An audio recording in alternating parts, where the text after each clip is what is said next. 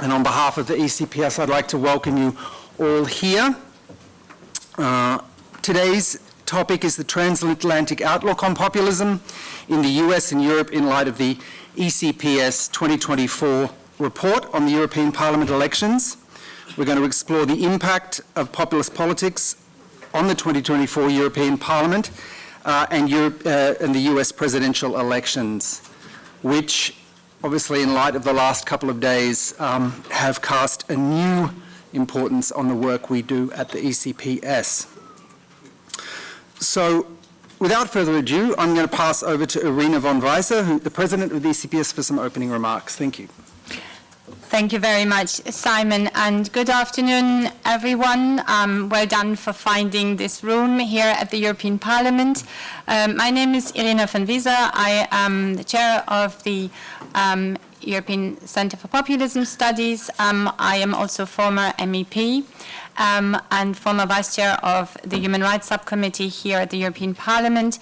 And it is always quite emotional for me to come back here because I was one of the last cohort of UK MEPs before, very sadly, we left in January 2020. And I now teach, amongst other things, politics and a course entitled Liberalism and Populism at a French business school. And so I'm particularly happy to see so many young people here.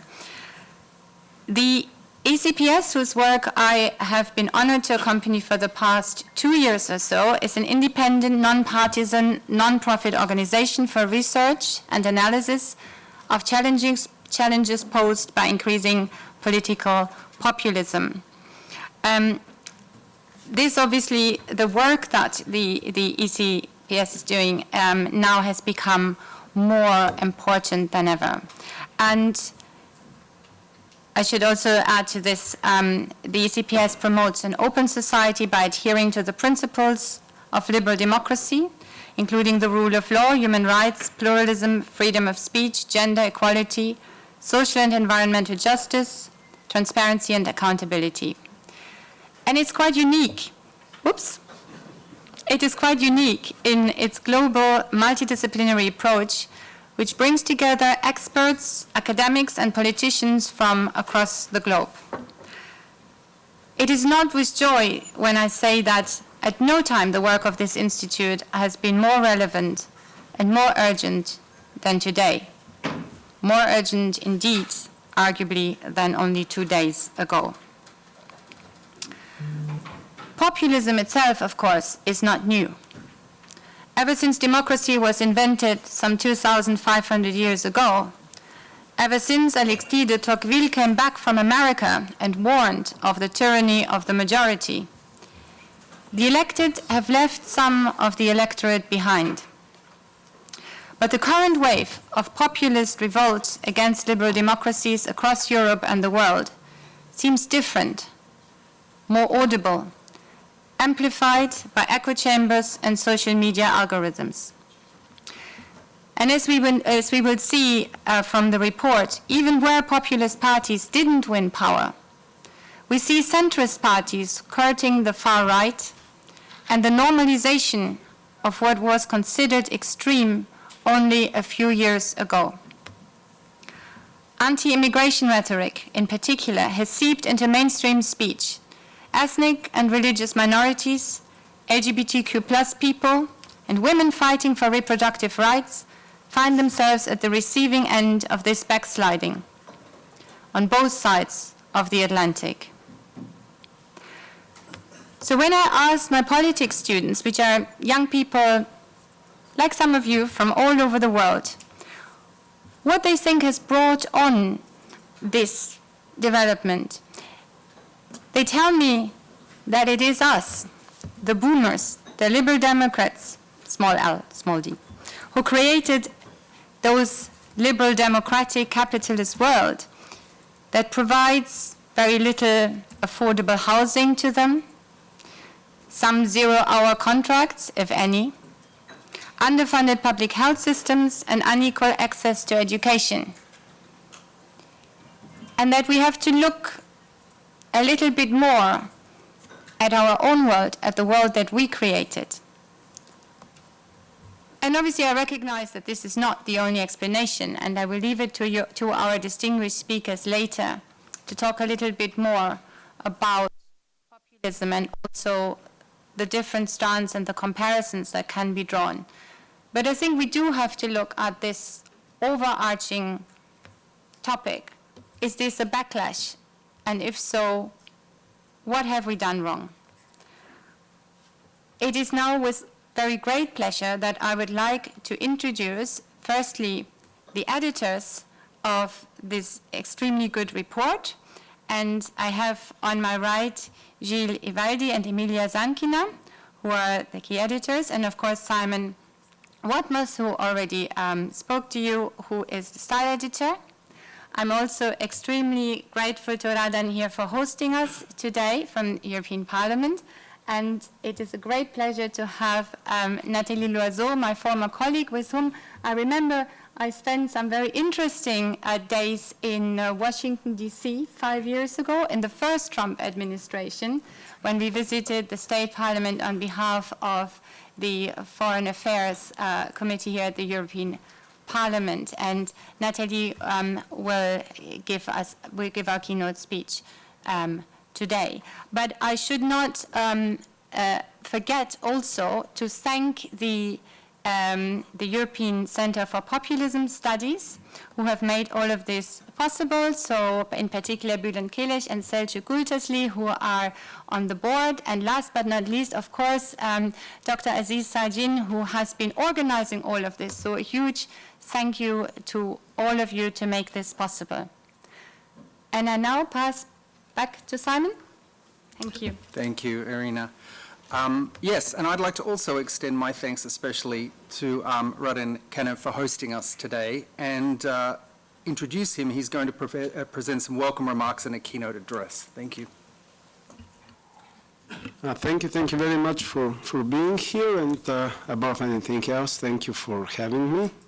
I think it's kind of undeserved honor that I would still benefit from with a few starting remarks on the topic, and I would try to escape the temptation to speak only about American elections and try to stick to our previous agenda. And by the way, I think that this is the most important thing for the European Union and European politics now. It is to still stick to our agenda despite the elections in the United States, and not being too overwhelmed with a result that will certainly affect European politics in many ways. So first, let's say it very openly. Populism is on the rise, and there is no word about it. This is a clear trend, and it doesn't seem to be a trend that will disappear in months or years from now. So it's something that we need to cope with. And second, to pose a rather provocative question, which is it necessarily bad? We hear many voices that say that populism is the very needed corrective signal for any democracy. And furthermore, that populist trends are something, as Irina said, quite common in the history of democracy. By the way, looking, of course, I will fall under the temptation for a minute, but looking at the elections in the US, we must admit that there are few successful American politics who have not been considered populists on their rise. And if the parallels historically of what we see today are by far closest to the rise of Andrew Jackson in the 20s and 30s of the 18th century, so 200 years ago. Now, the really best forgotten case of a president of the United States who was widely considered populist when he stepped on the political arena was Jimmy Carter. And he is now not considered populist by any means and almost by any scholars. But main question here is, when is populism, political populism, really dangerous? When is populism an existential threat to our societies and to our democracy? We might have thousands of answers here, but mine is first when it goes and especially resorts to political violence. I think that is clear. But also when it undermines the principles of constitutional democracy. And this is something that we can find not only in right-wing and left-wing populists, but also among centrist populists. I'm very thankful to the authors of the report that they pay enough attention to this phenomenon, because populism is not necessarily, usually, but not necessarily, a phenomenon of the extreme right and extreme left. Also, there is obviously an existential threat when populism challenges fundamental internal balances in a society and consensuses existing within this society, thus endangering peace in the society, which is something that we often face. And in these cases, usually, we speak of a healthy reaction of the other political parties, building so-called Cordon Sanitaire, usually as a temporary measure with, I would say, varying effects, sometimes very successful, sometimes not so. And even on the one hand, we have this nice French term, le cordon sanitaire, the sanitary cordon, around extremist political formations. When we do speak of normalisation, yet another French term. Here there is very symptomatic paradox. Normalisation or normalization of populist parties is a French term, but we see no solid signs of normalization in France now. At least not for the moment, not yet. We cannot say that the very strong French right-wing populist political party is giving comforting signs of normalization. And a third case that we have, when we speak of normalization, but it is only our wishful thinking, because this is also a common and a very dangerous case. Because in case when the other political forces speak of normalization, but there is no normalization, we have historically, and not only once or twice, fell into the trap of domination by right-wing political forces or left-wing totalitarian political forces, and centrist mainstream political forces abiding to this domination, calling it normalization, with usually tremendously negative results. So let's go to the 2024 European Parliament election and ask the concrete question that we are facing now in the European Union: is the undisputed rise of the populist parties an existential threat to Europe and to particular member states within Europe? I would say it's a question we don't have the answer yet. It's a very much open question, and we have several phenomena that are inclining my answer to be no or not yet. We don't have an existential threat to European democracy for the moment, but we have a lot of worrying signals that we must react to. Most comforting, I find, is the fact that among the populist parties in Europe, as represented in the European Parliament, but also in their nation states, we have a very strong internal division on the most important point at the moment. And this is the European unity on security vis-à-vis the Russian invasion of Ukraine and more broadly of Kremlin imperialism. What divides and what unites the European populists? Looking at the European Parliament now, we see on the right that we have a huge populist bloc, and if united, it would represent the major political force in the European Parliament. But is it united? That's the main point. And I wouldn't simply speak formally that it's divided into three political groups, but what is the internal coherence of these groups? Unifying messages on the populist right in the European Parliament usually turn around two questions: migration and inflation, more broadly economy, renouncing of the Green Deal and broader climate policies, although here we see a lot of differences between the parties, but the main political message is clear and unifying. General rejection of the Brussels bureaucracy, Brussels dictate, etc., etc. But here, once again, we have very serious differences in the details of the message.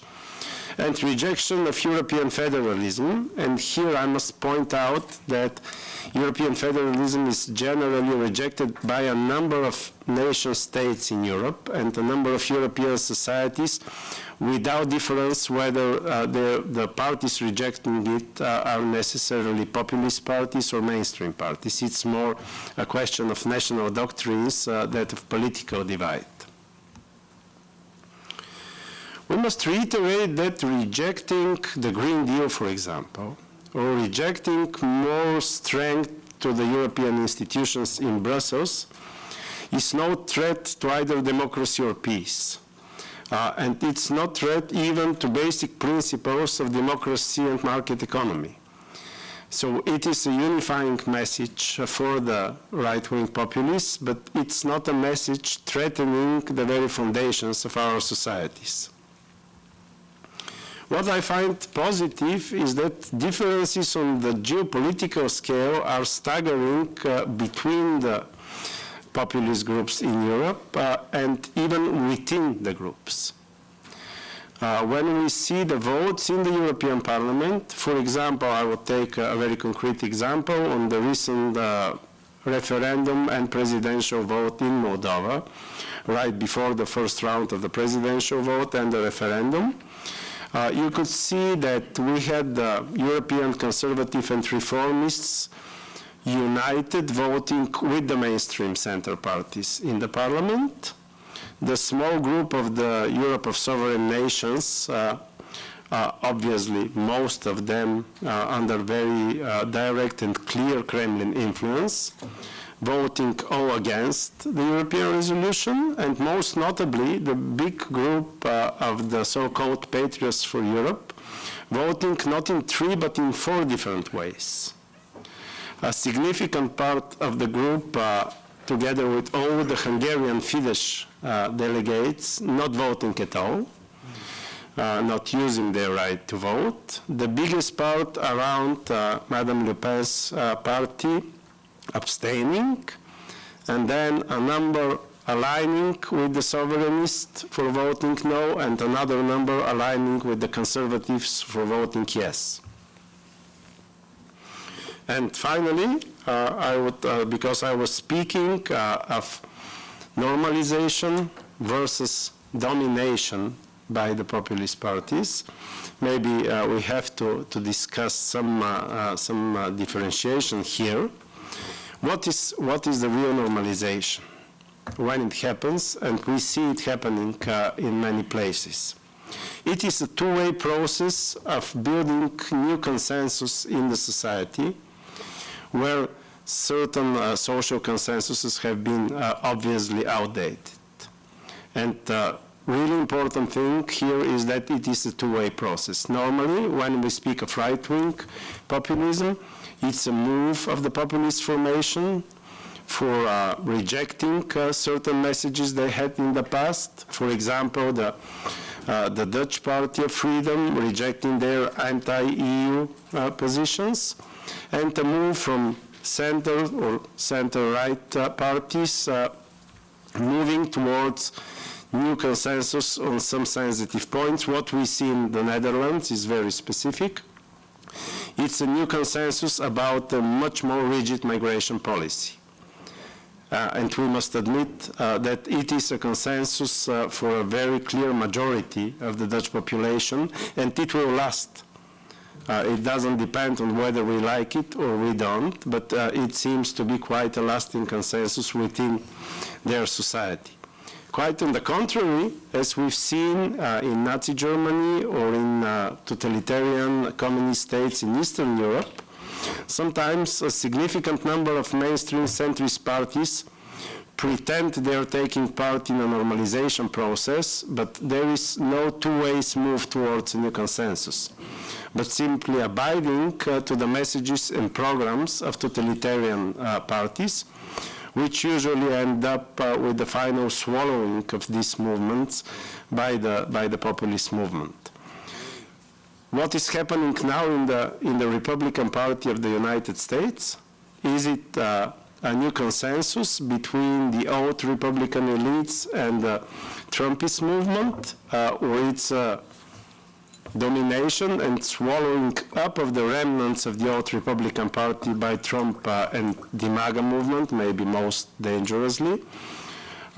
Unfortunately, it's a question we don't have the answer. So we might have the very pessimistic answer here, and it's something that we cannot assess before at least the first months of the Trump administration and the new Republican majorities certainly in the Senate, but most probably also in the House of Representatives. So here I stop. I have a few more notes, but time is running out, and I'm sure we have much more interesting speakers than myself, so thank you very much.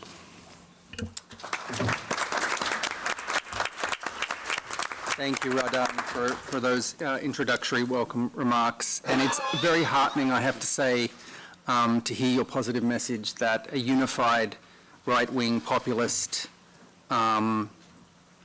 message against migration and the European New Deal is not a threat to our fundamental institutions. That is a positive note. I'd like to pass now on to our other distinguished guest, MEP Nathalie LOISEAU from Renew Europe, who will give the keynote address. Thank you very much. Good afternoon to everyone. I'm delighted to be here. Thank you for inviting me.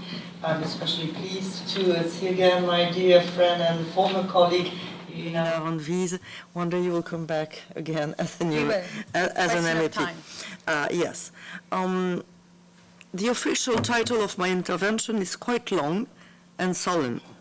It reads, "A Transatlantic Perspective on the New Composition of the European Parliament and Upcoming Administration in the US, Challenges of Populist Politics and its Repercussions on the Relations between the US and the EU." I would like to make it somewhat simpler. How to sail the Atlantic Ocean facing the ill winds of populism. I hope you will accept this simplification, especially now that we know who will be the next President of the United States. I'd like to start with a few remarks. Our democracies are experiencing a political climate change. Populism is not an isolated accident that takes place here and there and can be easily overcome. In the US, the 47th president will be the same as the 45th, despite his extravagances and the positive legacy of the Biden administration. So be it. In Europe, Viktor Orban is not alone. Robert Fico in Slovakia, Andrej Babiš in the Czech Republic, Austria, the Netherlands are other examples. Whether we like it or not, populism is well established at the heart of Europe. Like climate change, we created it, we must fight against it, and adapt to this new reality. We won't go back to good old days just because we would like to. Still, there is an exception, the United Kingdom. Well, the UK is always an exception, but lessons can be learned from the British experience. The UK experienced a specific type of populism because it popped up inside the most traditional of political parties, the Conservative Party. I fully share the view that populism can come in different forms. In the UK, the elitist leadership of the Tory party, well educated and privileged, chose the populist track out of cynicism and opportunism to stay in power, and used populist rhetorics, populist methods to try to keep it. The good news is that it was defeated at the end. The bad news is that consequences will be felt by the British people for quite some time. Brexit and taking back control were simplistic slogans as well as superficial answers to complex questions. Exactly what populism is about. It was a bunch of lies wrapped in unrealistic promises. People realize it now, but Brexit is here to stay, at least for a generation. And even the most moderate and rational British politicians don't dare to address it head-on, except you, Irina. They make new unrealistic promises. They pretend that Brexit could be painless, that yes, you can have your cake and eat it, that new people bring new results from the same recipe. They lie, because they consider that their voters are not ready to hear the truth. I'm not certain they are right.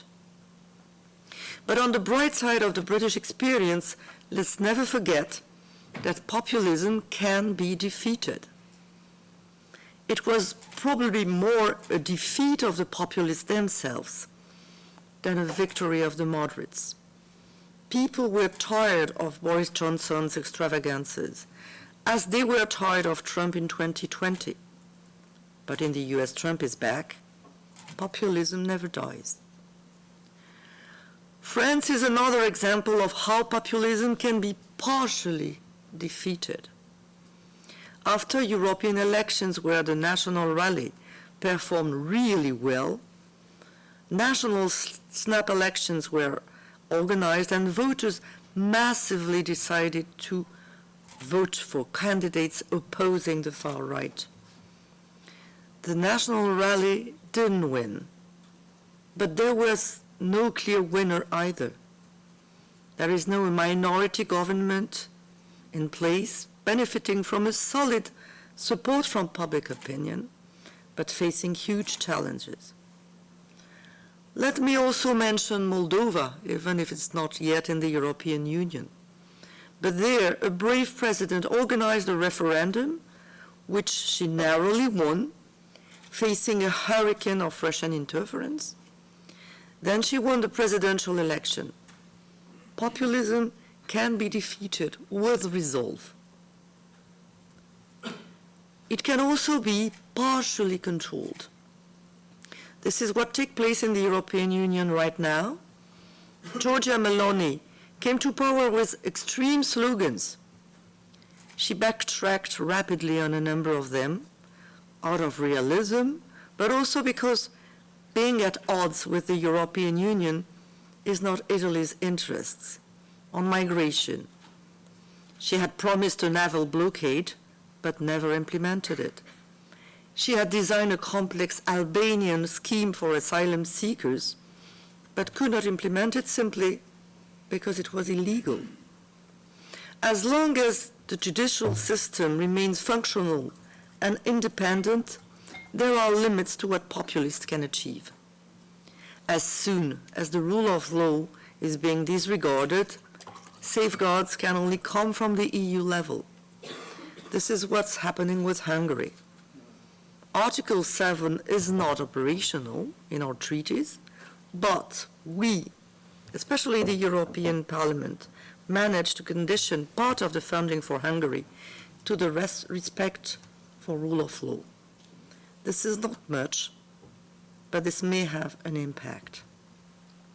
Still, populism is present on both sides of the Atlantic for the near future. The new European Parliament is different from the previous one in many ways.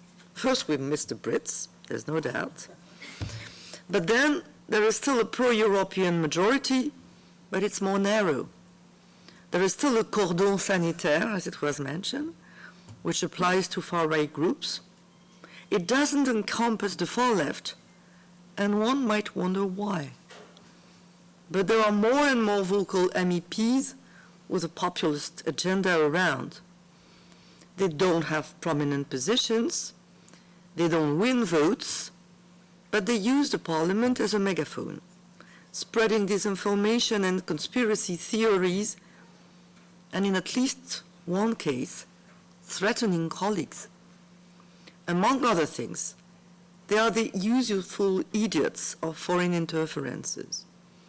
Altogether, they hurt not their own image, but the reputation of the entire parliament.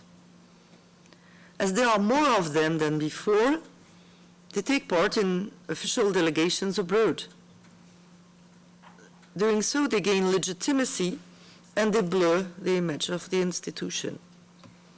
While we meet, a number of them are co-signing a draft resolution to congratulate Donald Trump and to demand that the EU aligns with Trump's style, methods, and priorities. Until yesterday, they were adamantly anti-American. Most of them are consistently, even if covertly, pro-Russian. So let's go back to the challenge we face, how to navigate the troubled waters of the transatlantic relations in this new context. Shock and awe is the first reaction in many European capitals. Let us not forget, fear is never good counsel. It could turn into every man for itself and run for your life. Still, we know Trump. We know he is an unpredictable ally. We know what it means. It means he's an unreliable ally. We should show strength and unity and demonstrate he needs us more than what he thinks. We should also stop spending sleepless nights waiting for election results in the US, always hoping for the best and not preparing for the worst. Politics and geopolitics are not a fairy tale. This is Europe's moment. I have a dream that in a few years' time, Americans will spend sleepless nights wondering what are the results of European elections. This is Europe's moment, and we know what we have to lose if we don't make it stronger. So let's talk less and act more. At least let's talk less among ourselves and more to the people. Let's deliver on what matters to them and not on what matters to us. This is definitely how populism can be defeated.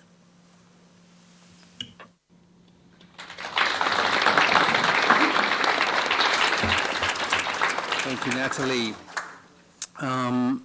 It is Europe's moment. Yeah, definitely. Now we get to the heart of the matter and the presentation of our report, the 2024 elections under the shadow of rising populism. And I'm just going to take a moment of privilege as the chair and thank Gilles and Amelia personally. I worked in the background on the report, bringing it to publication as the copy editor, but Amelia and Gilles were the heart of the team that brought the report to life, and it really is a fantastic read, and I'm so grateful to have worked with them. So Gilles and Amelia are going to present one after the other, and we'll start with Gilles, so I'll pass over to you. Thanks. Thank you very much, Simon. Well, first of all, I'm very pleased to be here today. I want to thank the ECPS for this great opportunity to yet again work with Amelia, which is always a great pleasure, and whole of the ECPS team. So thank you so much, and thank you for having me here today and to discuss this report. So as you know, we started the report with, well, this very simple idea that indeed populism has been on the rise, not only in Europe, but especially in Europe. And of course, we've seen that if we think about populism as a very diverse phenomenon, and we've all outlined the fact that it's not only right-wing populism, but that populism can find its way across many different locations in the party on the party spectrum. We see that the rise of populism has been very asymmetrical. When we're talking populism, mostly we are talking about right-wing populism or even radical right-wing populism, much less so left-wing populism or centrist populism, although they exist. But if we look at the bigger trends and the bigger picture out there, it's mostly right-wing populism. But yet we wanted, with Emilia, when we started thinking about the structure of the report and the ideas and the topics we wanted to examine, we really wanted all the country experts to look at all brands of populism where applicable, because we wanted to have as comprehensive as possible an overview of populism. I would say maybe the second main reason behind the report is something that I think Radan has mentioned, is the link between populism and Euroscepticism. Until quite recently, populist parties have been the main driving force of opposition to European integration. So we wanted to really look at what's happening in terms of this sort of a populism, Euroscepticism nexus, the link between the two, and how this has evolved over time. We know that populist parties, I think the case of Geert Wilders was mentioned earlier, the fact that to get into government is suddenly, forgotten about his Nexit policy. We have the same in France. We know that Marine Le Pen overnight changed her views of leaving the EU or leaving the Eurozone. So, but there's a broader trend out there, and in the report we've really wanted to look at that, how those populist parties strategically they are changing their views of Europe and how they and their European policies. And maybe the third and last reason, maybe I'm forgetting other reasons, but the third and last reasons was the context of these elections, June 2024. And in the report, we've based the analysis on this concept of polycrisis, which is, of course, referring to the fact that the European Union and all its member states have been through many different crises for the past 15 years, the financial crisis, the immigration crisis, and the COVID pandemic, the war in Ukraine, the Gaza-Israel war now. And each of these crises has produced a very specific set of political opportunities for populist parties, especially to capitalize on political resentment. And we know that populism does that very well, to mobilize voters on resentments. And so those different crises across the different countries, they've resonated differently. And it was quite interesting in the report to look at how some of the crises still have a very strong resonance in certain countries and much less so in others. So that was, I think, one of the guiding ideas behind the report.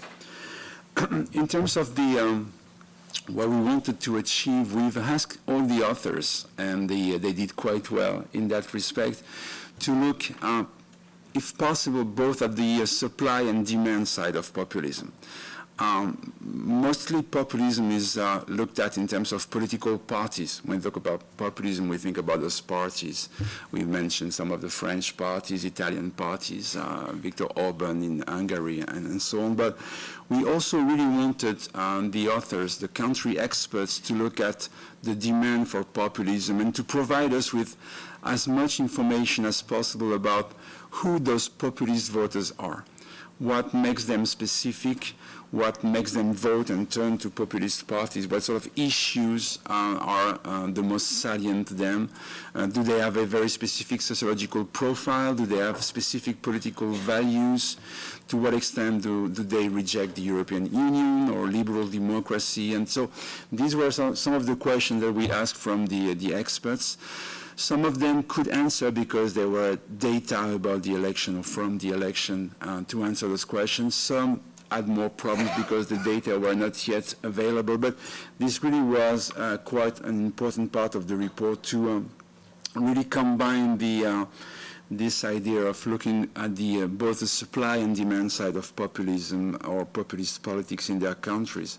And of course to discuss the implications, because probably, I hope, one of the main contributions of the report is to look at how populist politics affect liberal democracies nationally and at the European level. And that's something that Emilia will discuss in giving you some of the main findings of the report.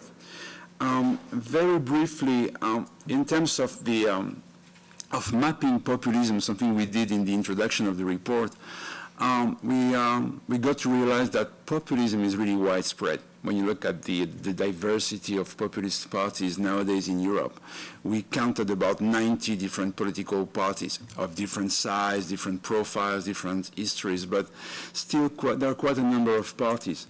And if we think about the populist radical right, which is the main, again, the main brand of popular, the main populist family, I think right now they're present in nearly all of the EU member states. I think Malta is the only member state without one populist radical right party, but elsewhere, even Ireland, which was immune to populist politics radical right populist politics for quite some years, even Ireland now is facing the rise of very small far-right groups politicizing immigration, just like the rest of those parties throughout Europe. So the report, I think, does really cover this the spread of populism across all EU member states and shows that populism is really found almost everywhere.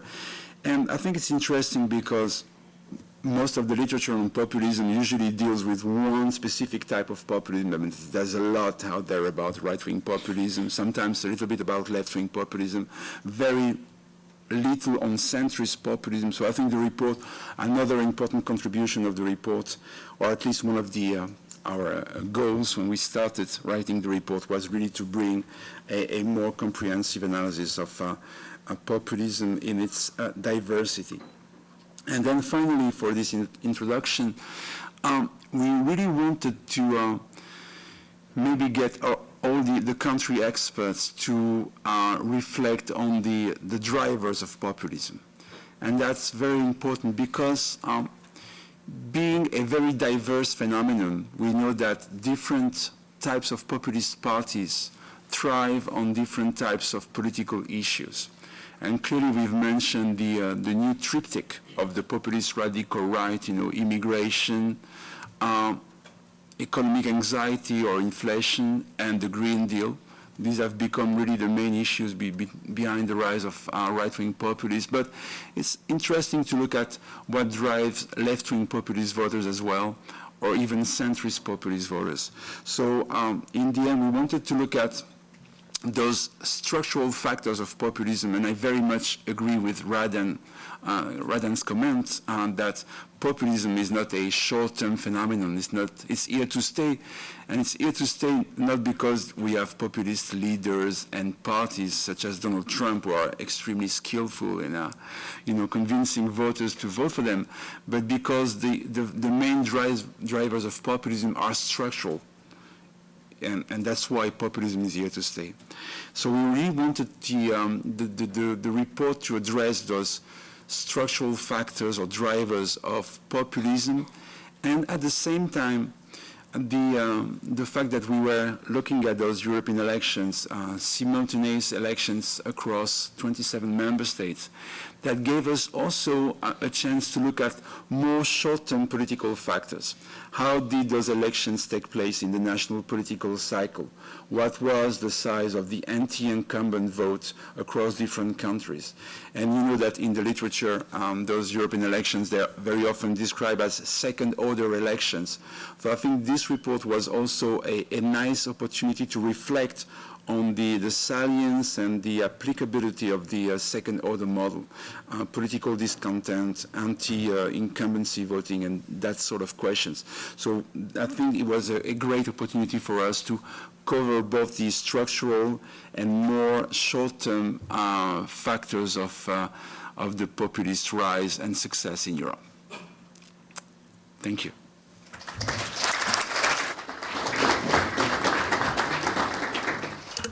Thank you, Gilles. And now Emilia will present some conclusions from the report. Thank you. Thank you so much, Simon, and thank you so much to our distinguished guests and keynote speakers. We're very fortunate to have such important framing of why this report is interesting, and ever more so. Again, wonderful to collaborate with Gilles and Azize and the entire ECPS team, and thank you for giving us another vote of confidence.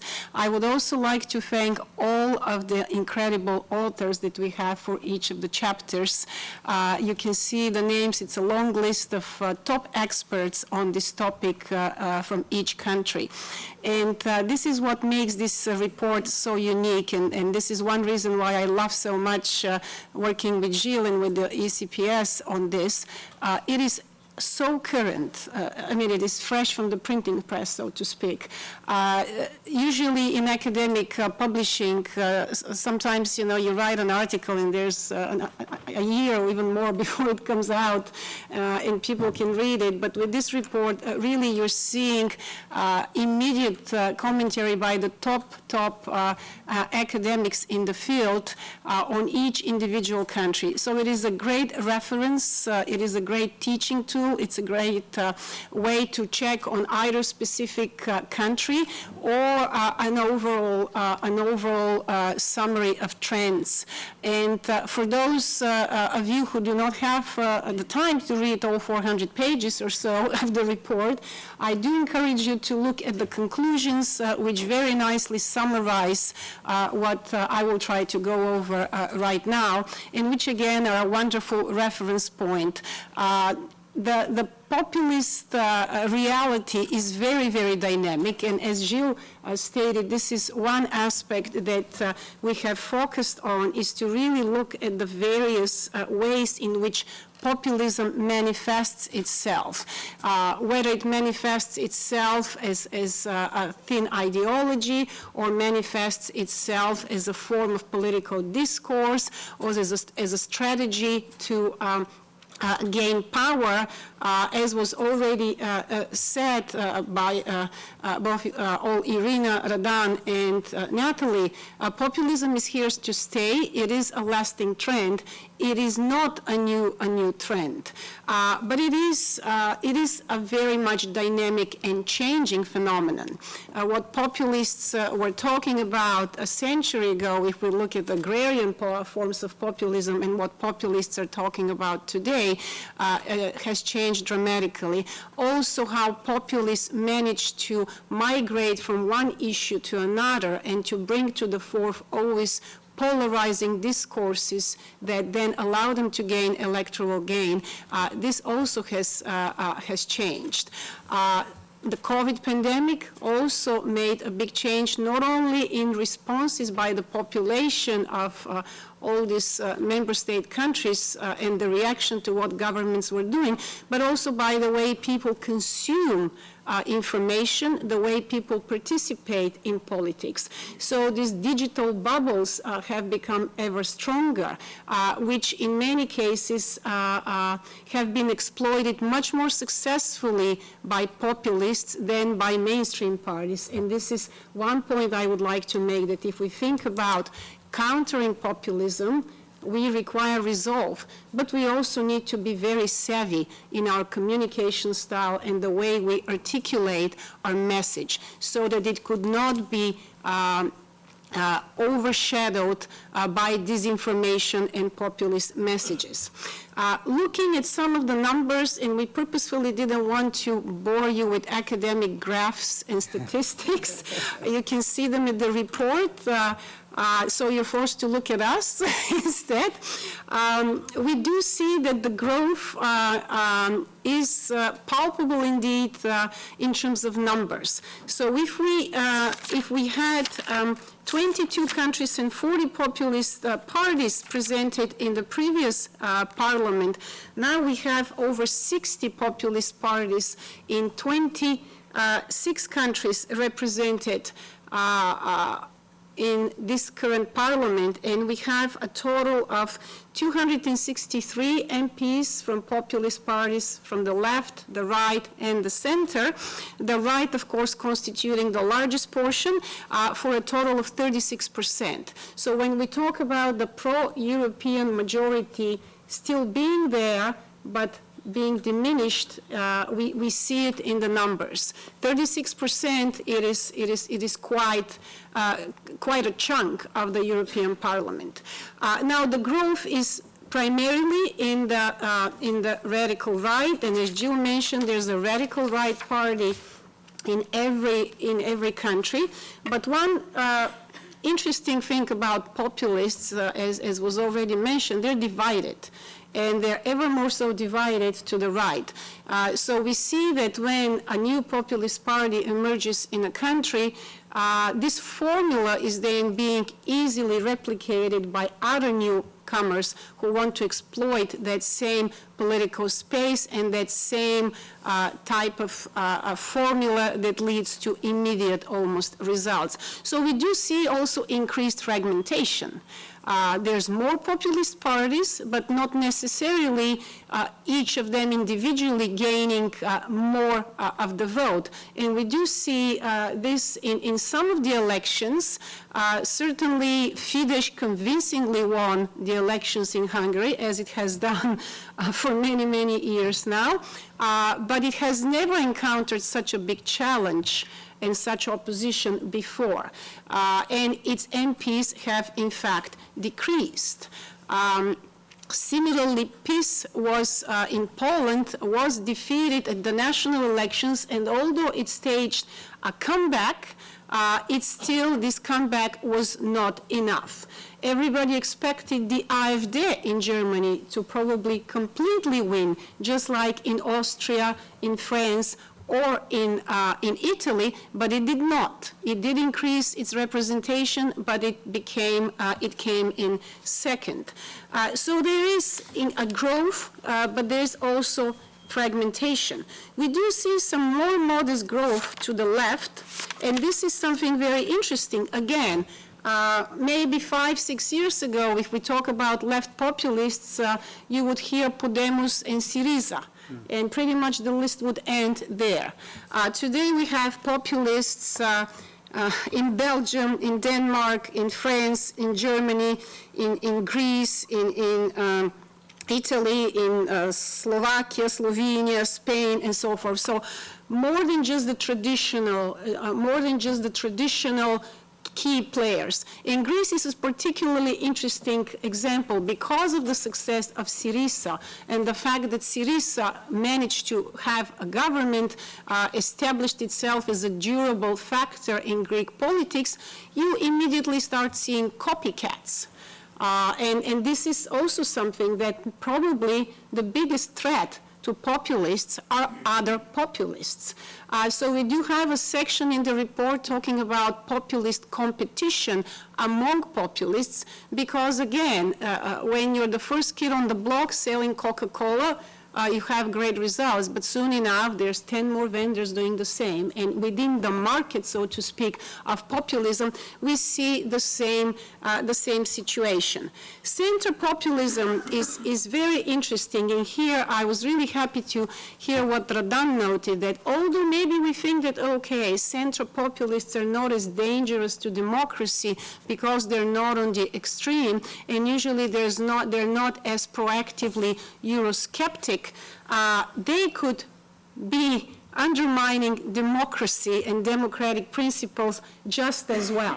And we have noticed this in Bulgaria and in the Czech Republic, certainly being done very, very successfully, and in Slovakia and Slovenia as well. And not surprisingly, again, a formula that is immediately copied. We see it now in Latvia and Lithuania, and even a small centre party in Ireland.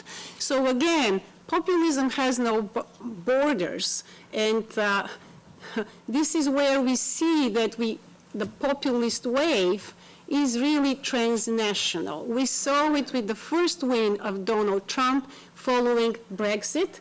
And we see it now again, once and again, a rise in the radical right and in populist representation in the European Parliament, and a second win for Trump in the US. So again, those are trends that have no boundaries, but also, as we need to be mindful, they do have limitations.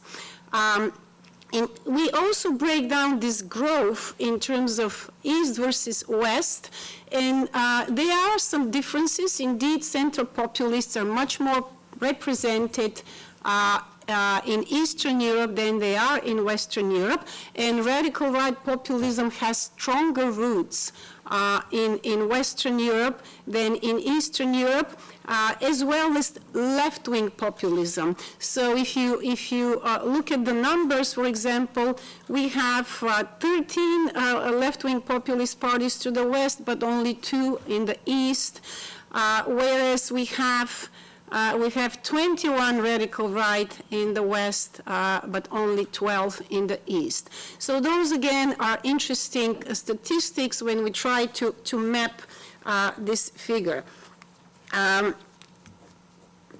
Looking at the polycrisis, it is indeed the role of populists maybe to signal problems that mainstream parties have not been as good in addressing.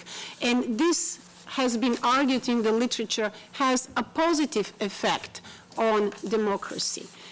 So maybe populists could have a positive role in forcing mainstream parties to pay attention to issues that they might have neglected. This is a long-established argument. The question then is what do mainstream parties do with those issues?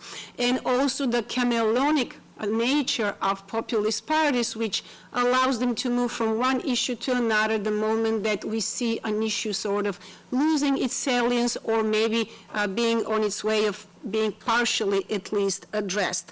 So this polycrisis was lived differently in many of the countries. So if you look at many of the Baltic countries, Russia was probably the biggest mobilizing force and the most important aspect of this election. If you look at other countries such as Italy, it was the economy. If you look at other countries such as France, it was migration. So this polycrisis played out differently in each of those, and as Radan already referred, there were divisions among populists across the different countries, but also within some populist parties as well. So if maybe right-wing populists universally write on anti-migration messages, anti-LGBT rights messages, they are very much divided when it comes to the wars in Gaza and in Ukraine. And we see them spreading out, and that was an excellent example of Moldova. A previous vote right after the elections on Ukraine showed similar divisions between radical right populists, which ones of them supported the resolution and which ones of them abstained. So we do see that Hamas and Gaza are generally much more salient and occupying the public space in Western Europe than they are in Eastern Europe, of course, due to historical the historical context and past experiences. Us East Europeans are much more preoccupied with Russia. This is, of course, to be understood.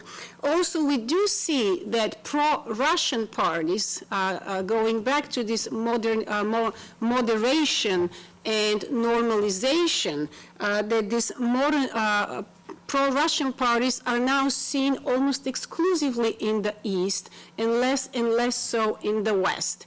If years ago we were pointing to Marine Le Pen for taking a loan from the Kremlin and quoting this as an example of how close radical right populists to the West and across Europe are to Putin, now we see that with the invasion of Ukraine, many of them have backed up, and we were here just a year and a half ago in a similar format talking about these different reactions to the war. So what does this all mean? We do have diversity and we do have division and fragmentation. And then the question is, so what? What does it mean in terms of specific policies? We did argue that there is division, and we are not likely to see, and fragmentation, we're not likely to see a unified coalition voting either by the right-wing nor the left-wing populists, let alone the center populists. What we're likely to see is more of ad hoc coalitions that are issue-based and coalitions that are shifting constantly with each individual matter and resolution to be voted.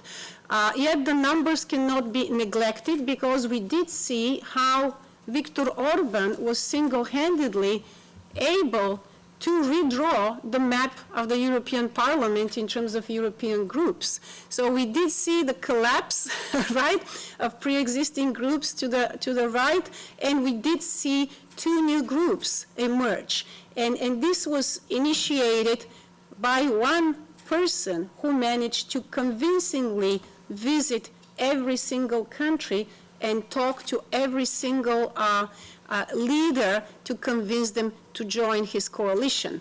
He didn't manage with the Italians, and actually I remember him walking around Rome when he came to try to convince Giorgia Meloni to join him, but again, he gathered quite a support.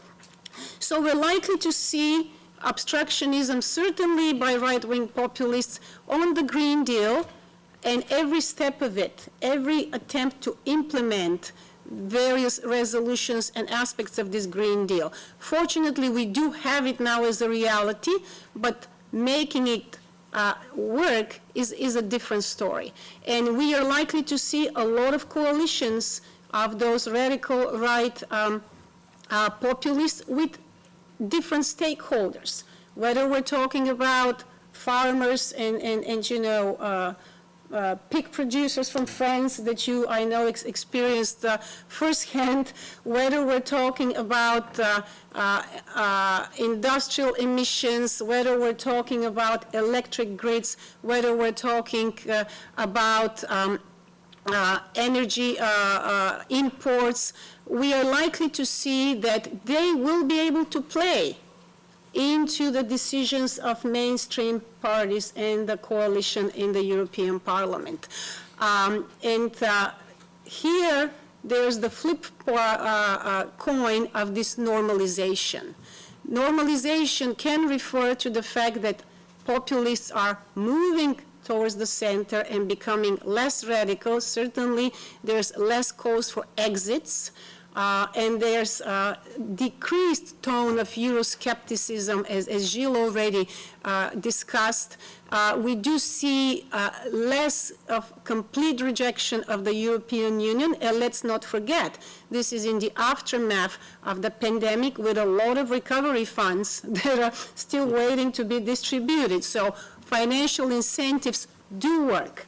And speaking of instruments, this is one thing that the European Parliament and the European Commission can utilize very well, despite various obstacles, such as with Hungary. But we are likely to see obstructionism when it comes to the Green Deal. With migration, again, there would be probably more unity on migration. And one thing that always entertains me is how countries such as Hungary, where there's no migration, manage to put forward the migration argument and create a sense of uncertainty and fear, even though there are no migrants there. You can try to look for them. They don't want to stay there. If they transited best, they transited best. My own country of origin, Bulgaria, is another good example. There's no surprise that migrant flows go through Greece, because Bulgaria is notorious for beating migrants at the border. And so, this is again, the migration argument in Bulgaria, you could argue, is not as strong as in other countries, but is still there. So we're likely to see some more unity on that front. But again, a lot of division on geostrategic matters. And we need to benefit from those divisions, and we need to cautiously use allies when possible. And here is the other flip coin in terms of normalization. The threat, really the biggest threat of this success of populist parties is that we, mainstream parties, become to normalize by moving to the extreme, right? So we adopt this discourse for the sake of majority, for the sake of passing resolutions in the parliament, and for the sake of addressing the demand side, what the population wants us to do. But, we also need to be articulating and communicating accurately. One message that Trump used and exploited in addition to migration in the US is the economy. And indeed, many people feel like in the US, feel like inflation has been too high and their pockets have been lower. But if we spell out the after effects of his policies, should they be adopted, what he's prophesying is protectionism to the extreme. What protectionism to the extreme in a very short term is going to bring is more inflation and more increase in prices. So the ordinary people, including all of those Black African-American males, Latinos, and also a lot of women, are likely to find even less money in their pocket. So it is this kind of work that we need to be doing on every particular issue, spelling out in simplistic, not oversimplifying, but in an accessible way, spelling out what does this mean. It is very difficult to understand industrial emissions, and it is very difficult to understand the Green Deal. Most people would not go and read what this is about. Most people would not read Draghi's report on competitiveness. But what they would remember is that, oh, China is going to overtake us, right? So we need to be finding ways to build coalitions without sacrificing principles for the sake of majority, and resisting the temptation to normalize by mainstreaming especially radical right messages. And we need to also be adopting very, very effective and deliberate and consistent and continuous communication strategies to be educating voters across Europe and spelling out what is step 2 if A comes to place. Thank you.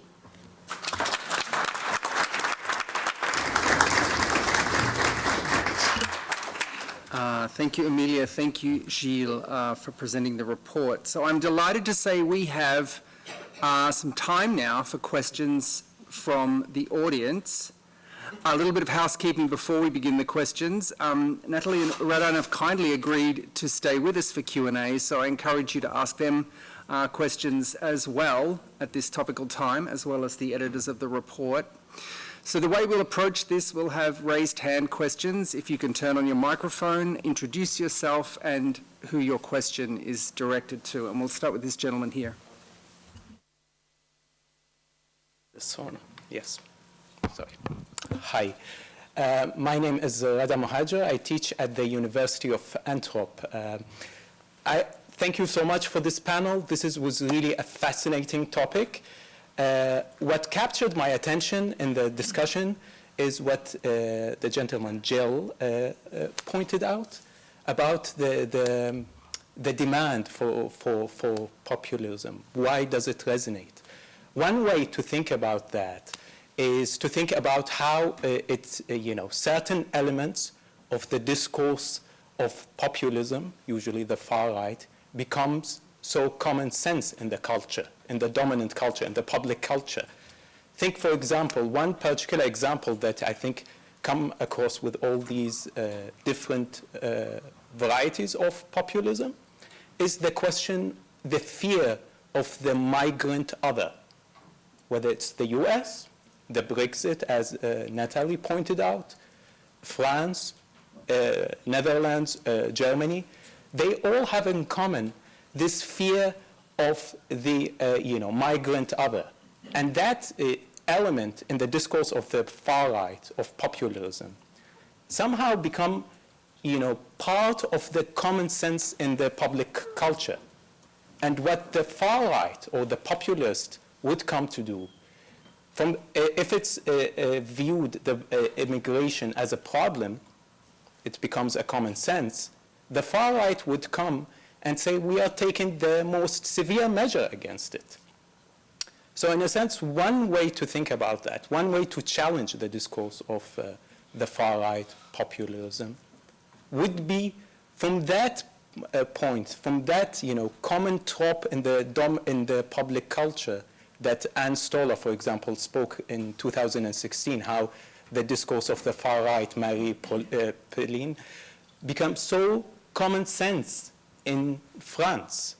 So that would be something I'm fascinated to hear more, if, in a sense, about the public culture and how elements of these discourses of the far right become so accepted in the dominant public culture.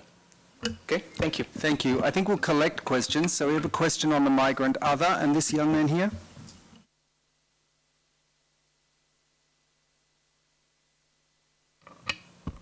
My name is Usaid, and I am the student of social science from BUB.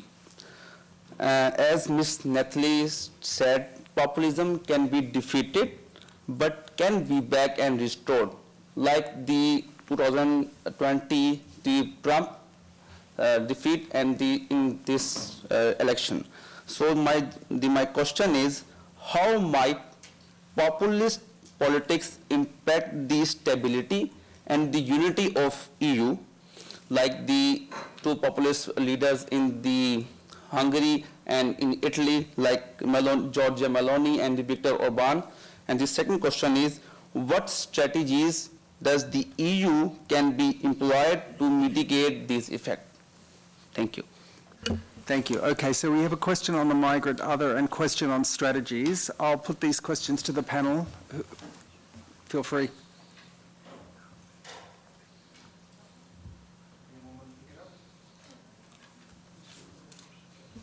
Irina.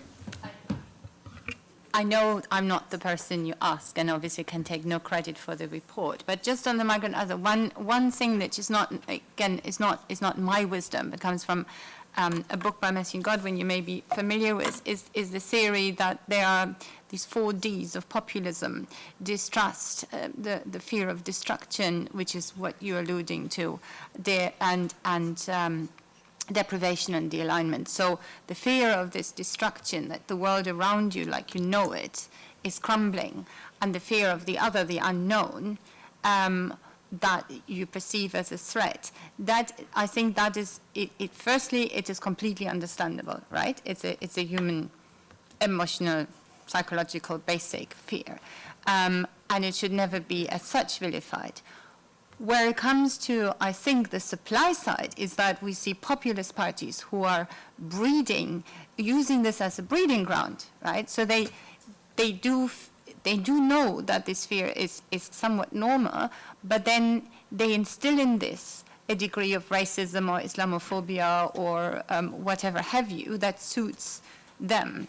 So what we have seen, for example, in Britain, and unfortunately, Nathalie, I need to disagree with you on the exceptionalism of Britain, because we do, of course, now have a small but growing far-right populist party, the former Brexit party known as the Reform Party. Very typically, so they will breed, if you want, that feeling of that anti-migration feeling that frankly hadn't really existed, at least not to a larger degree, in Britain. And just a word of warning, whilst this far-right populist party in Britain only gained 4 seats in the recent July national elections in Britain, had we adopted proportional representation, which most of us, certainly my own party, Liberal Democrats, fought for many years, had we not had first past the post instead of 4, they would have gained 96 members of parliament. So I don't think, unfortunately, Britain is immune from that threat. Gilles? Yeah. Sorry. Yeah, very briefly on the migrant other. Well, first of all, I think we have to remember that immigration is a multifaceted issue. When those parties that talk about immigration, they talk about job market competition, they talk about cultural threat. Since many years, it's also a question linked with terrorism. So in fact, they bring, with one word and one issue, they bring in a lot of connotations and different dimensions. And that's why it's so powerful, because we know that some people, when they hear immigration, they hear mostly cultural threat. Others, they hear, well, job market competition. And to maybe, you're right to point out that it has become part of the common sense. And it has done so because those populist parties, they're not operating in an empty environment. Around them, there are the media, there are other parties. And the fact is, what we know from experience now is that for many years, the mainstreaming of populist parties of the far right is a dual process. Those parties are trying to normalize, but mostly it's the traditional right-wing parties or conservative parties or even liberal parties, and Macron was a good example of that with the immigration law, that are accommodating the ideas, themes, and policies of the far right. So that's why it also becomes common sense, because even more established mainstream parties, they play with the immigration issue just as the far right does. Nathalie? Maybe very briefly on the migrant other, and then on your question on whether populists can destabilize the functioning of the European Union. Well, first on migration, this is not a new phenomenon that there is an ease, rejection, or defiance towards migrants in Europe or in the United States. It was the case in the early 20th century already, and politicians used it already. But why do they use it? Because it works. They didn't invent a situation where people were not going on well together rapidly. So denial that there is concern is probably the best recipe for having more far right and more populism, because people will think that elites live in a privileged world, don't face some realities, don't face job competition, and that they don't understand. Doesn't mean that you should buy the populist rhetoric, doesn't mean that you should make the migrant guilty for what he is, certainly not.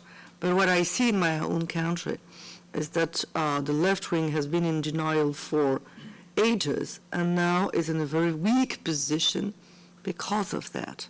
So not considering, look at what just took place in the US. Trump was not elected only by poor, white, poorly educated males, but also by some migrants who consider that migration is a problem.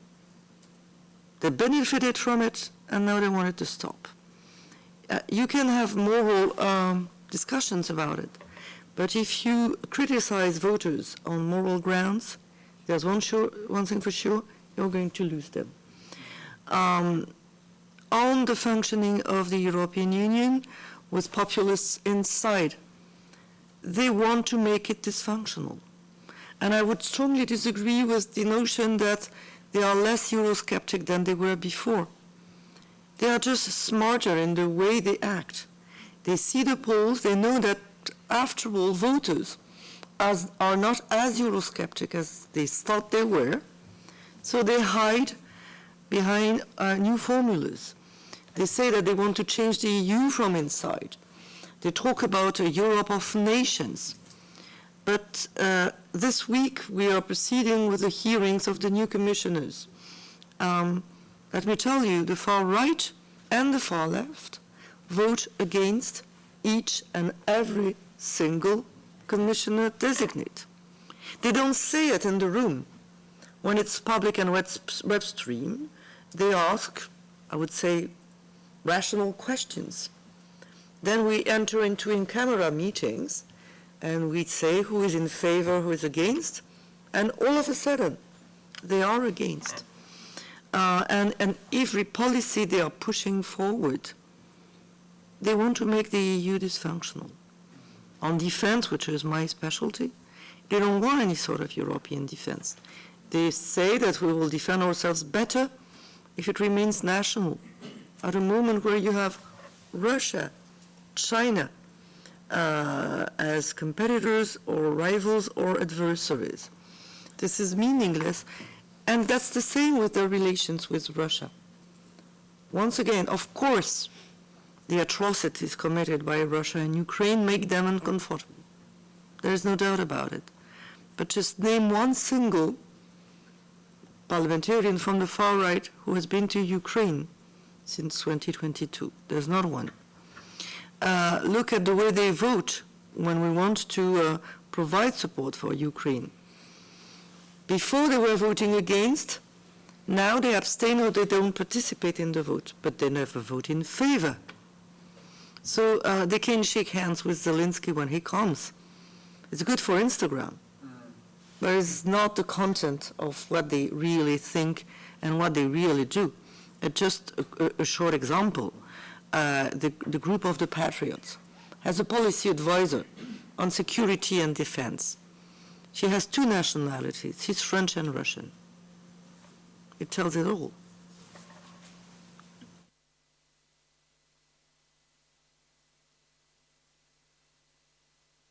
To add on the exploiting the otherness, what is surprisingly interesting, how talk of enlargement has almost completely died, with the exception, of course, within the Ukraine war, and how little there is talk and was talk about enlargement, especially in the Western Balkans, where we have had countries now, of course, progressing through the preparation process. So it is again becoming a non-issue and a non-topic to be discussed, because you do have parties in various countries, mostly to the west, in France, in Austria, in Germany, in the Netherlands, who are strongly opposing enlargement, but they have managed to really push that outside of the agenda almost altogether, in terms at least of the electoral campaign and the messages they had. Two exceptions to that are PiS and AUR, who do actively promote the polls, of course, membership for Ukraine, because they can muster a lot of support based on anti-Russian sentiments, and in Romania, of course, because they can muster a lot of support on Moldovan membership due to the cultural proximity. All right, we will collect another round of questions. This lady here. Hello, this is Denis from Poland. I'm a PhD student at SGH Warsaw School of Economics. My question is for Mr. Radan. Do you think right-wing populist parties in Europe could actually form majority coalitions without needing mainstream support? Or is the Cordon Sanitaire strong enough to keep this from happening anytime soon? Thank you. Do you want to take that? So question whether majorities could be formed only from right-wing parties, you mean on European level? Because in Poland we had that already for 2 terms, so it's obviously possible. I would say for the moment we are far from that. Obviously in the parliament now there is a significant, although very fragmented bloc of right-wing parties. I don't see any chance for such a disruption that in 5 years this bloc represents a majority.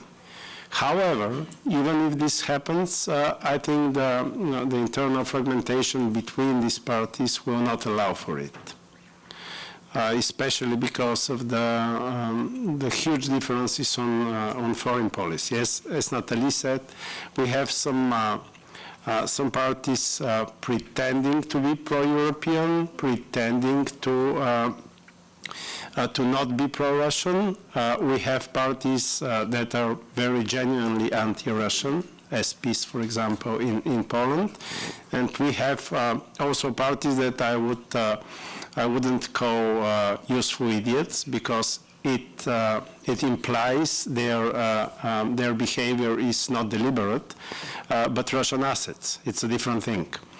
Unfortunately, one of the significant such delegations in the European Parliament comes from my home country, but that's my assessment, very pragmatic assessment here, not emotional, that we talk about direct dependency on Russia and not just some loose adherence. Very briefly, no, I don't think so. And I think we're gonna witness a lot of development from center-right to extreme-right in the years to come in different member states that will maybe make us perceive some of the parties that today we think as right-wing populists as the mainstream center-right. I think in Italy we already have the case. It's like we don't say it, we don't name it, but it is there and it won't change. After the death of late Berlusconi, the idea that Forza Italia might come back to the position of being the main force in the right of Italian politics is not realistic. And then we must remain that when Berlusconi founded Forza Italia, it was right-wing populist. Then it became center-right mainstream, and we had Lega, and we had Alleanza Nazionale, and now we have Fratelli, and we had La Destra, and we had Popolo della Libertà, and we had many things in Italy. And most of them started as right-wing populists and ended up somewhere in the center. At a certain point, Gianfranco Fini was forming a center-left coalition in Italy before his death. And he was the banner of the neo-fascist movement just a decade before. So it's very different, but in Italy we have a clear example. We already have Giorgia Meloni as the leader of the mainstream right in Italy, like it or not, that's the fact, and we'll have some other cases like this. Or we have Borisov in Bulgaria, who was absolutely considered populist some years ago, more than a decade, in fact. Now he's, here in the report, he's still a centrist populist, but I would say he's quite a boring center-right mainstream already. And he will be, unfortunately, replaced very soon by new populists, who will be much more frightening when they come. Thank you.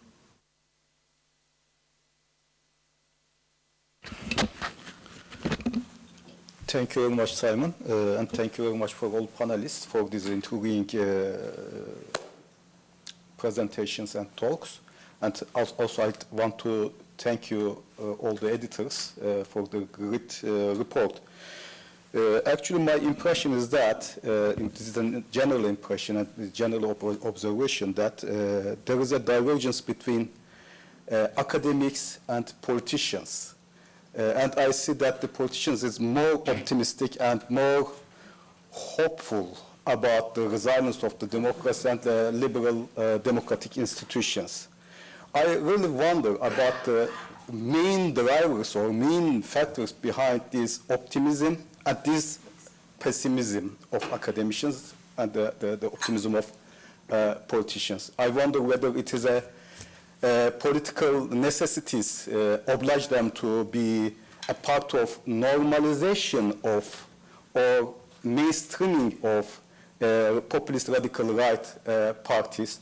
And I wonder what kind of role this optimism play to eventual collapse of Cordon Sanitaire, as we see in the case of Sweden and some other countries around the populist radical right or far right parties. Thank you. All right, well, since we have a lovely panel of academicians and politicians, maybe we could just go down the line.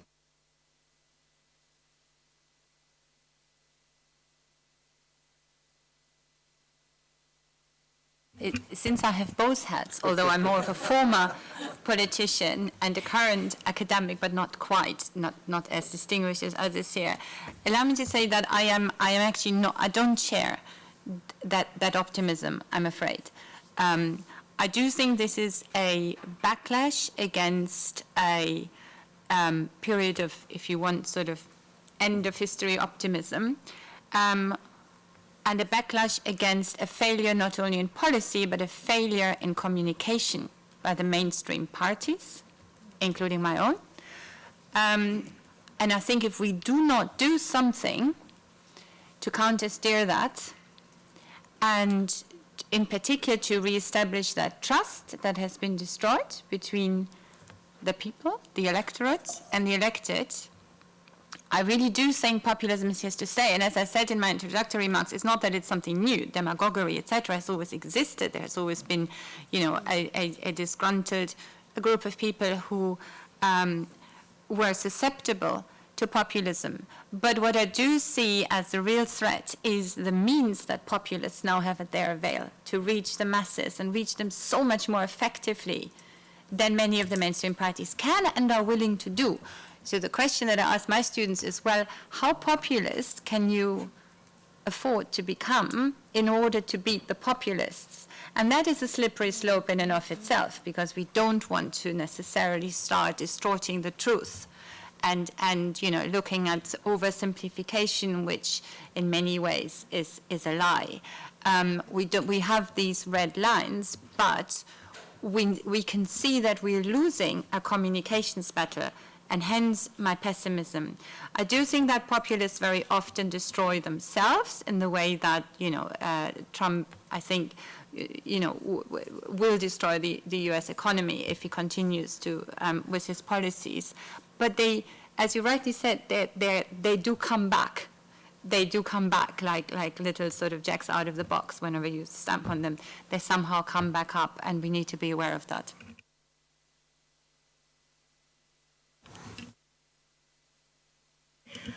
I'm not optimist either, but being a politician, well, you have to be optimist when you're a politician, otherwise you do something else. And actually, I entered politics to fight the far right in my own country. But I'm not optimistic for one reason, is that Irina pointed rightly that the communication issue was a key. And we live in a media environment which benefits the populists. Because when you have 24/7 TV channels where they want debates and fights and buzz and punchlines, when you have 90 seconds to express your views, it's better to be simplistic than to be nuanced. The same goes with social media, where algorithm imprison you in a bubble in which you are only reconfirmed in your prejudices. It fuels the extremes and it kills the center. And look now, who is the main advisor of Donald Trump? This is Elon Musk, and there's no doubt about it. And the fact that professional journalism has been weakened as a weak economic model is a disaster for a genuine, well-informed political debate. We have to find solutions, but it also has to come from citizens. If it doesn't come from citizens, if they don't ask for different kind of media treating the complexity of the current world differently, yes, it will be easy to be against the Green Deal, which means that you're against the future of your children. It will be easy to be so-called conservative, which means that you're against women's rights. All this will have consequences which will be terribly difficult to fight. So I think optimism here is a very relative notion. But let's say I'm an optimist. Well, relative first because, quite on the contrary to what you've said, I don't think politicians are very much optimists. Obviously, every politician losing power is losing either to fascists or to communists or to populists, because that's the easy explanation. And that's the easy way to mobilize your remaining voters, that there is some existential threat against them. If you listen to the narrative of those losing, by the way, I open brackets, huge admirations for Kamala Harris for admitting a clear defeat, because it's not what happens every day in the U.S., especially with their polarized politics, and it's a good sign maybe for the future here about optimism. So very often people winning elections are populists. And that's why they're winning. And people losing elections are losing because they are already exhausted politically, because every government is corrupt in a certain way, so people get tired of governments, because being in government, you lose your communication skills very, very fast. So quite often, populism is not that frightening as it sounds from the mouths of those losing of it. Ronald Reagan was really decimated by the public in the U.S., especially during his first term, but also during his second. Now we use him as an example how a better Republican Party could look like. We are really sad about the Reagan Republicans, especially we in Europe, because he was interested in Europe in a way. But it was not the case in the 80s. He was not loved in Europe, and that's very, very mildly said about him. So things are really changing, perspectives are changing, and we must be really paying attention, as I said in the beginning, for the cases where we really have threats for constitutional liberties, for constitutional order, for peace within the societies, because we will have these cases as well. We face a big disruption in Western politics, so we have real threats, and the biggest challenge will be to make the difference. Thank you. And just to pick up from what Radan was saying, that populists do win elections, they did in 6 countries in the European elections, in Slovakia, Bulgaria, Austria, Italy, France, I'm missing one, somewhere.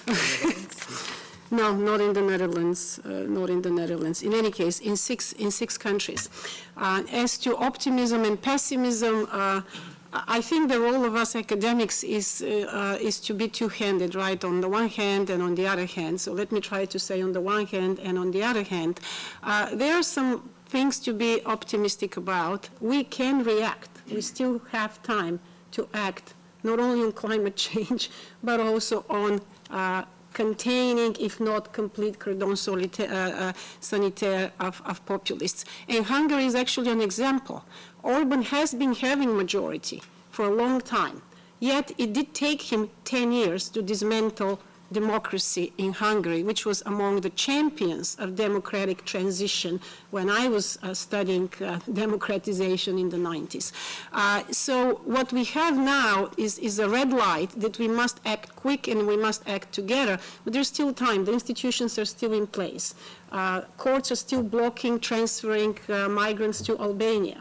Right, there's still sanctions at the European level against specific countries, including on budgets and so forth.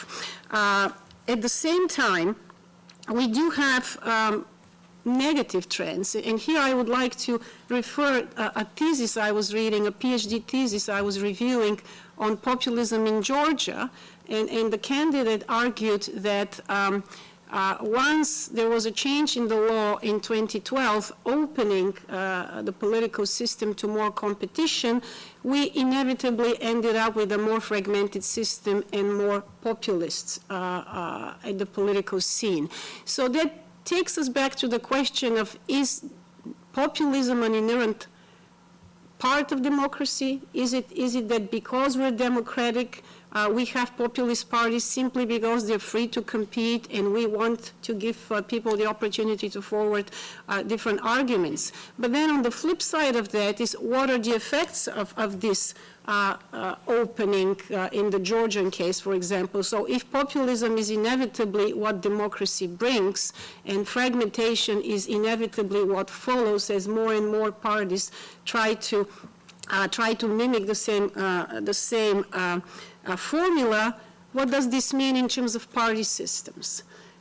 We are long away from the times when we had majority governments, and we are in the coalition government world in every country, and it is becoming ever harder. Of course, exceptions of non-democratic countries such as Hungary.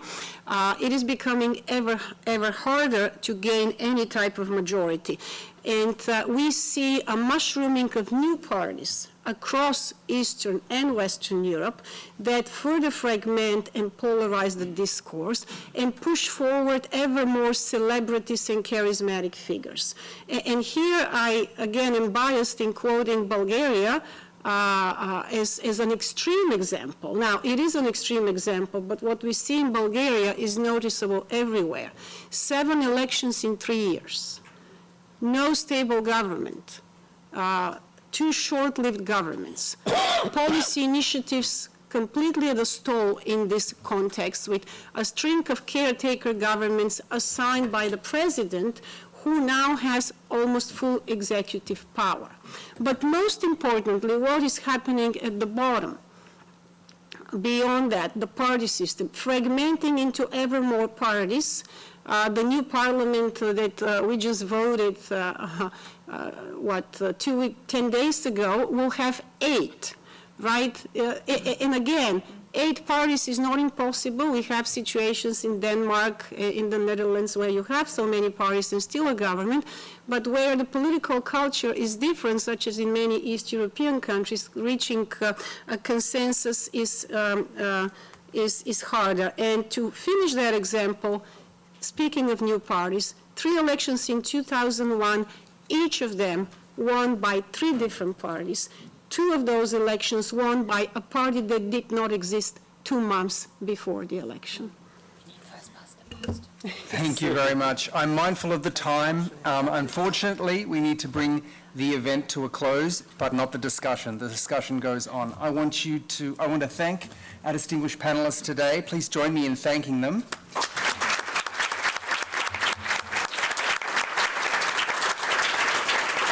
And I would just pass to Radan for some closing remarks. Thank you. It's difficult to find words for closing remarks because so much have been said, but still I reserved something that we commented several times already. I restrained for commenting the communication, media, and social media environment that we live in. Exactly because I wanted to keep it for the closing, because I think that it's always underestimated. Never mind how many times we mention it in a debate like this, we still underestimate it. When I was first invited in an academic environment, this time not political one, by the Fulbright Institute for a lecture on challenges of present-day populism. It was around 7 years ago. I chose the title, The Prague Cemetery of the Moderate Political Debate. And why the Prague Cemetery? Because the novel of Umberto Eco, called The Prague Cemetery, is depicting a world, a communication world, very, very close to ours, written many decades before our world, and situated in the last years of the 19th century. Why? Because it was a period of communication revolution for the Western world back then. It was the period of the first years when a large majority of the population could read and had cheap and affordable everyday newspapers. The first years of the cheap printed press around Europe. And I thought a lot about that, read quite a lot, and I can say my opinion. It's not academic. I'm not a professor. That if we look at history, we will see that communication revolutions always lead to very serious political disruptions. And then eventually society finds way to settle down once again. But sometimes these disruptions are quite violent, not always. So here is a lot of space for optimism and a lot of space for concern, if not pessimism. Because we are living still, and maybe many years to come, in a communication revolution. We are living in a completely new world from communication point of view. Some of you are very young, so maybe you don't understand it this way, but some of us remember very well the time when printed press was a main media and internet did not exist. And I can tell you it's completely different. Yes, we do adapt, better or worse, but we do adapt. Obviously, those we call populists adapt much better than we do and use the loopholes of this new communication world that we live in a very flexible way. So we live in political disruption. We will survive it. I really believe that democracy will survive it, but it might be quite shaky. So we need to be careful. Thank you.